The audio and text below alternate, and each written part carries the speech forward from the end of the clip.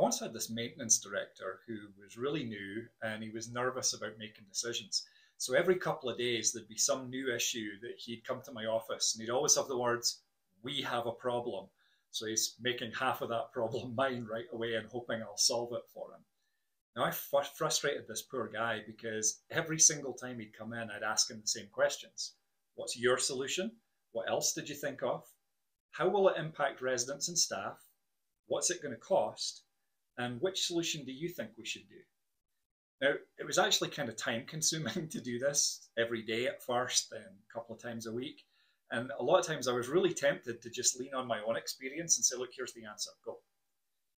After about 6 months of this, he told me that he'd come to my office with a problem.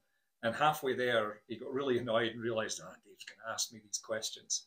So he went and researched a couple of solutions. He's on his way back the next day, got a couple of options, and he stopped again. Realized that I was going to ask him about the impact and the cost, and he hadn't really done that yet. He told me that when he came back the third time, he'd already researched the options. He knew which one we should do that wouldn't negatively affect the team or residents, and that was a reasonable cost and good value. He was ready to come in and argue his case to me, and then he stopped because for 6 months, he knew that I was going to tell him to go with his decision once he'd worked through the impact of each option.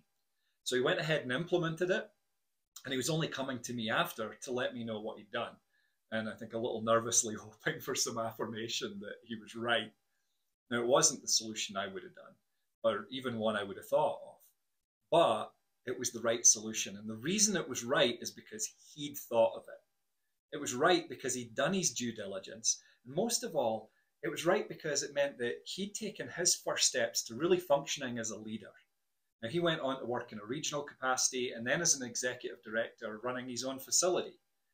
Look, you can solve other people's problems for them, but then your results are only ever going to be as good as you can do in each area, when it should be that the people you've hired know a lot more about their area than you do. You can solve other people's problems for them, but if they don't leave, they'll only ever be stuck being hands for your ideas, and they'll never bring their unique strengths forwards. You can solve their problems for them, but they're not going to grow, and they're not going to learn. And if you let them grow and you let them learn, then they'll take what they learned with them, and they're going to be able to make life better for more people than you can possibly reach on your own by developing those leaders.